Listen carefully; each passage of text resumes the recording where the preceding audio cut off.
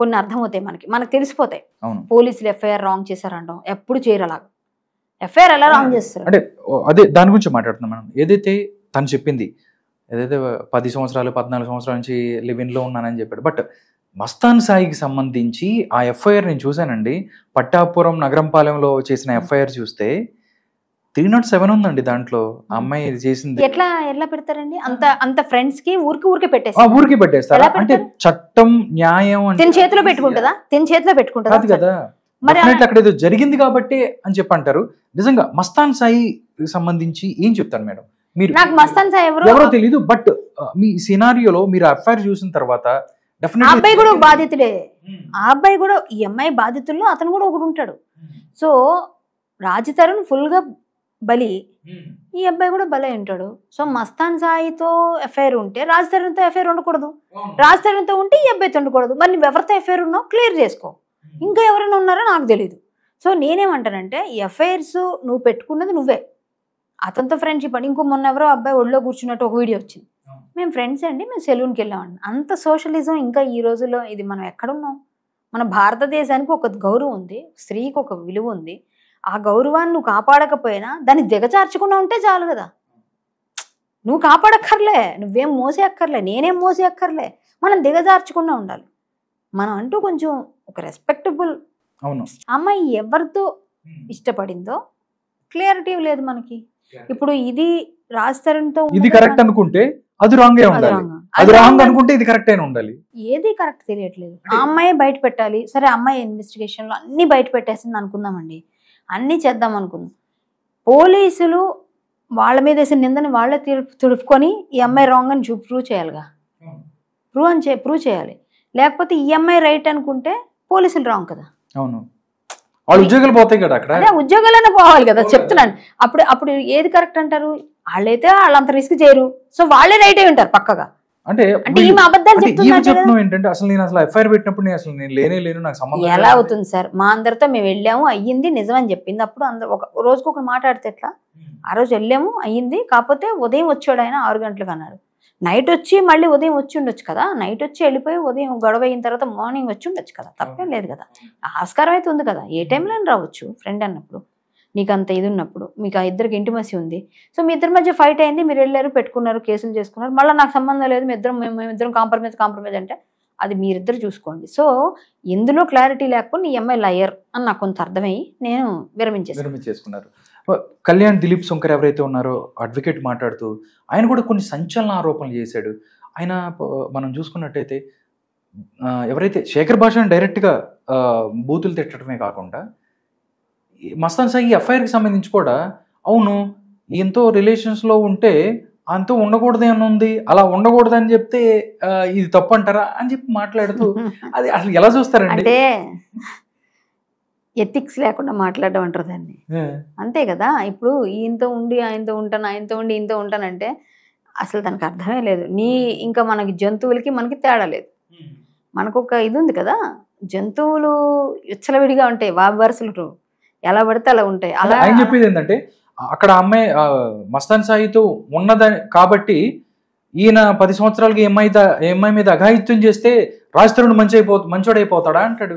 అఘాయిత్యం అని ఎలా అంటారు? ఈ అమ్మాయే గట్టిగా అరిచినట్టు, ఈ అమ్మాయే గట్టిగా కొట్టినట్టు, నన్ను ఎందుకు కొడుతున్నావు అని రాజ్ తరుణ్ అన్న మాటలు కూడా వినిపించేగా మనకి లాయలో. మరి ఈ అమ్మాయి కొడుతుందా అతను కొడుతుందా? క్లియర్ గా ఉన్నాయి కదా. ఇప్పుడు ఆయనకి ఆ వాయిస్ వినిపించట్లేదా? మనకు తప్ప ఆయనకి వినిపించట్లేదేమో. మరి దిలీప్ శంకర్ గారికి ఆ వాయిస్ రాజ్ తరుణ్ నన్ను ఎందుకు కొడుతున్నావు అన్న వాయిస్ వినిపించలేదేమో. మరి ఈ అమ్మాయి కొట్టినట్టుగా ఉందా, అబ్బాయి కొట్టినట్టుగా ఉంది? ప్రస్తుతం చెప్పిన వాళ్ళు కూడా చెప్తున్నారు కదా.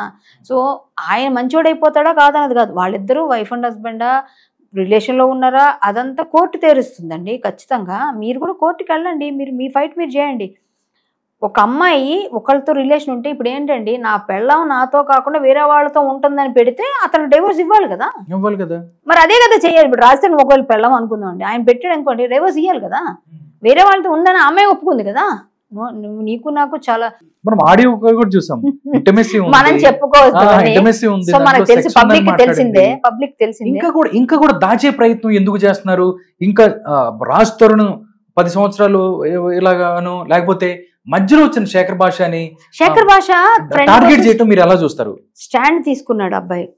అబ్బాయి తప్పుగా, అబ్బాయికి కూడా ఆవేశం ఎక్కువ చూస్తే మనం. ఎందుకంటే ఈమె తిడుతుంటే, మగాడు సహజంగా ఆడపిల్లలు తిడుతుంటే వీళ్ళు రెచ్చిపోతారు కామన్ గా, కానీ ఈ అబ్బాయి కొంచెం అగ్రెసివే కాబట్టి ఈ అమ్మాయి మీద నువ్వు రా కొట్టు అనుకుంటా వెళ్ళటం ఇవన్నీ చూసాం కాబట్టి అమ్మాయి చెప్పులతో కొట్టడం, దాడి చేసింది అన్ని చూసాం.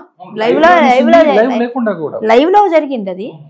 సో అందరూ చూసారు, ప్రపంచం అంతా. అమ్మాయి అలా ఇసరడం అన్ని చేయడం. అమ్మాయి అక్కస్ ఏంటంటే, ఇప్పుడు అమ్మాయి తప్పు దొరికిపోతుంది అన్నప్పుడు ఆగండి, ప్లే చేయకండి అని ఆపేసి అది డైవర్ట్ చేస్తుంది ఆ టాపిక్. మీరు అబ్జర్వ్ చేయండి కావాలని. ఇప్పుడు జరిగిన చాలా డిస్కషన్స్ లో అన్నిట్లో ఆపండి, ఇది ఒక్క నిమిషం ఆగండి, మీరు ఉండండి అని చెప్పేసి మాట్లాడుతూ ఈ డైవర్ట్ అయిపోద్ది ఇలా ఒక టాపిక్.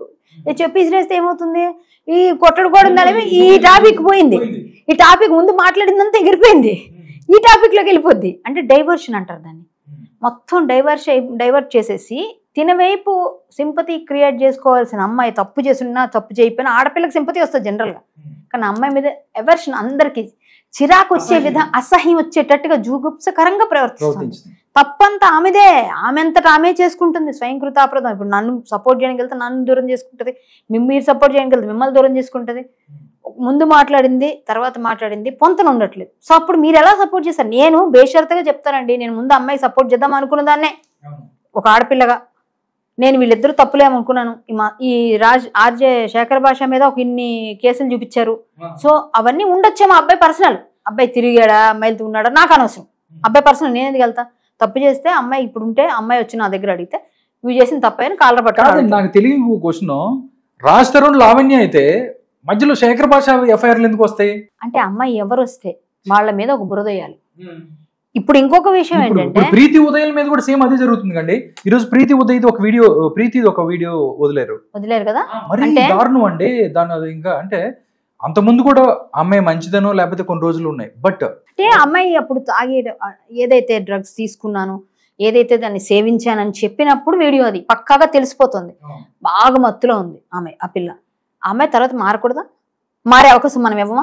ఇస్తాం కదా, ఎవరన్నా ఇచ్చామనుకోవచ్చు కదా. అప్పుడు వీడియో ఇప్పుడు ఎందుకు ప్లే చేస్తారు? ప్లే చేసిందంటే ఈ అమ్మాయి మెంటాలిటీ ఏంటి? అసలు ఎందుకు పెట్టుకున్నా ఆ వీడియోను? నాకు ఫస్ట్ ఆ క్వశ్చన్ చెప్పమని. అమ్మాయి వీడియో ఎందుకు తీసావు? అప్పుడు నువ్వెందుకు తీసావు? మీరు ఎందుకు తీసారు మీ ఫ్రెండ్స్ అంతా? అమ్మాయి వీడియో తీయాల్సిన అవసరం ఏంటి మీరు? అంటే మీకు ఇది ముందే ప్లాన్ ఉందా? ఇలా అవుతుంది, ఎప్పుడైనా రివర్స్ అయితే వీళ్ళకి మనం చేసుకోవాలి, అందరినీ గుప్పెట్లో పెట్టుకోవడం కోసం, బ్లాక్మెయిల్ చేయడం కోసం ఇన్ని వీడియోలు పెట్టుకుంటున్నారు. అందరివి చాలా పెద్ద పెద్ద లిస్ట్ ఉందంటే ఇందులో బ్లాక్మెయిలింగ్ లో అనే చెప్తున్నారుగా. మరి ఇప్పుడు చాలా మంది అంటే చాలా మంది మేడం, అంటే వీళ్ళు చూస్తే చిన్నపిల్లలు ఎందుకండి ఎవరు పరువు పోగొట్టుకుంటారు సార్? ఎందుకు వస్తారు సార్? ఇప్పుడు నీ స్వార్థం కోసం ఎంతమందిని బలి చేస్తావు అంటాను నేను. అమ్మాయి ఎవరైనా అనవసరం, ఎవరైనా సరే తప్పు తప్పే. అమ్మాయి తప్పు చేస్తే తప్పుగా అమ్మాయిని ఖండించాలి. ఇప్పుడు లావణ్య అవ్వనండి, ఇంకొక లావణ్య అండి, అడగాల్సిందే. ఇప్పుడు ప్రీతి అప్పుడెప్పుడు తీసుకుంది, అమ్మాయి రాంగ్ అని ప్రూవ్ చేద్దామని ఈ అమ్మాయి ఇలాంటిది అని చూపిస్తున్నాయి. ఎప్పుడు? అప్పుడు. ఇప్పుడు అమ్మాయి మారాను, నేను రిహాబిలిటేషన్ సెంటర్కి వెళ్ళొచ్చాను, నేను క్లీన్ అండ్ గ్రీన్ అని చెప్తుంది. అసలు నాకు అలవాటు చేసిందే నువ్వని చెప్తున్నామే. అది తప్పించుకోవడానికి ఈ మీద ఉన్న నిందని ఆమెని తీసుకుందంటే, నువ్వు అలవాటు చేసిందే నేను అలవాటు అయిందని చెప్తుందామె. సో నువ్వే కారకురాలివి దానికి. ఆ వీడియో రావడానికి కారకురాలివి, ఆ జరగడానికి కారకురాలు. ప్రీతిని బలి చేసింది కూడా నువ్వే అయ్యావు. ఇప్పుడు మళ్ళీ నీకే వచ్చి తగిలిందిగా, మళ్ళీ నీకే చుట్టుకుంది. కేసు పెట్టారు నీ మీద పోలీస్ స్టేషన్. మళ్ళీ పోలీసులు వాళ్ళు కేసు పెట్టారు. ఇప్పుడు కూడా ఆమెను అరెస్ట్ చేయట్లేదు పోలీసులు చాలా సీరియస్ తీసుకోవాలి. డ్రగ్స్ అండి వీళ్ళిద్దరు. నేను ఇప్పుడు మాట్లాడుతున్నాను, వాళ్ళిద్దరికి మధ్య సంబంధం మనకు అనవసరం అండి. రాజస్థాన్ ఈ అమ్మాయి తిట్టుకున్నారా, పెళ్లి చేసుకున్నారా, కాపురం చేశారా, మస్తాన్ సాయా, ఇంకో XYZ మనకు అనవసరం. పక్కన పెడద్దాం, కొంతసేపు పక్కన పెడదాం. వాళ్ళిద్దరు వాళ్ళ పర్సనల్ అఫైర్స్ మనకు అనవసరం. డ్రగ్స్ అనేది ప్రపంచంలో చాలా భయంకరమైన యూత్ పాడైపోవడానికి ఒక సాధనం అయిపోయింది. ఇప్పుడు ఆ డ్రగ్స్ కి బానిసలు చేస్తూ, ఇప్పుడు ఈ వీడియో చూడండి ప్రీతిది. అవును, అమ్మాయి మత్తులోనే ఉంది. అది చూస్తే మనకు అర్థం కావట్లేదు ఎలా మాట్లాడగలుగుతారో ఆ స్టేట్ లో ఉంటే అని. అమ్మాయి మాటలేంటి మనం అర్థం చేసుకోగలం కదా. మనం ఏదైతే స్టేట్ ఆఫ్ మైండ్ లో ఉంటారు వాళ్ళు. లావణ్యకి సంబంధించిన కొన్ని ఆడియో క్లిప్పులు మనం విన్నప్పుడు కూడా లావణ్య కూడా సేమ్ అదే స్థితిలో ఉంది కదా మేడం, మీరు విన్నారు కదా చాలా. అలాంటి ఒక ఉన్మాద స్థితిలో ఉన్నారు అని అనిపిస్తుంది. ఉన్మాదులుగా మారిపోతారు ఆ టైంలో. మీరు వెళ్ళి వాళ్ళు ఏదైనా మంచి చెప్తే కూడా మిమ్మల్ని కొట్టినా తిట్టినా వాళ్ళు కొడుతున్నారని వాళ్ళకి తెలియదు, వాళ్ళు మిమ్మల్ని చంపడానికి వచ్చారని వాళ్ళకి తెలియదు. సో ఆ స్థితిలో ఉన్న వాళ్ళని మనం మార్చాలని ట్రై చేయాలి. అంతేగాని మనం ఏదన్నా వాళ్ళకు మళ్ళా నువ్వు ఇలాంటి దాన్ని ఇలా చేసావు పింక్ చేస్తూ ప్రతిసారి పోక్ చేస్తే వాళ్ళు ఏమైపోతారు, మళ్ళా అక్కడికి వెళ్ళిపోతారు వాళ్ళు డిప్రెషన్. సో మనం బయటికి తెప్పించడం ప్రయత్నం చేయాలి. ఇలాంటి విక్టిమ్స్ ఎవరైనా వాళ్ళని మనం సపోర్ట్ చేయాలి. ఎస్, నేను ఐ స్టాండ్ ఫర్ ప్రీతి. ఖచ్చితంగా ప్రీతి కోసమా ఇలాంటి వాళ్ళ కోసం నిలబడితేనే సమాజాలు ఇంకా ముందుకు వచ్చి చాలా మంది వీళ్ళు చేసిన, ఎందుకంటే విక్టిమ్స్ ఎప్పుడు కూడా బయటకు వచ్చి వాళ్ళు బయటికి రావాలి డ్రగ్స్ నుంచి. ఈ చిన్నపిల్లలంతా డ్రగ్స్ అయిపోతే సమాజం అంతా అయిపోతే 10th క్లాస్ చిన్నపిల్లలు చాక్లెట్స్ లో బిస్కెట్స్ లో కూడా డ్రగ్స్ వెళ్తున్నాయి సార్. ఇంత దరిద్రమైన సమాజంలో మనం బ్రతుకుతున్నాం. ఈ డ్రగ్స్ కి అసలు ఈ డ్రగ్స్ కి ఒక ఫైట్ స్టార్ట్ చేసి ప్రతి ఒక్కరూ కూడా దీన్ని క్యాంపెయిన్ చేయాలండి. రేవంత్ రెడ్డి గారు చెప్పారని కాదు, ఇండస్ట్రీ అంతా కూడా దీనికి నో టు డ్రగ్స్ అంటున్నారు. ఇండస్ట్రీలో ఇప్పుడు లేదు. మేమందరం ఇప్పుడు నేను మాట్లాడుతున్న ఈ విషయం అంటే లావణ్య రాస్తారని పక్కన పెడితే డ్రగ్స్ గురించే ఫైట్ చేయాలని నేను ముందుకు వచ్చి గట్టిగా మాట్లాడుతున్నాను. దాని సూత్రధార ఎవరు? లావణ్య అంటున్నారు. లావణ్యాన్ని బయటికి తీసుకొచ్చి గట్టిగా పట్టుకోండి.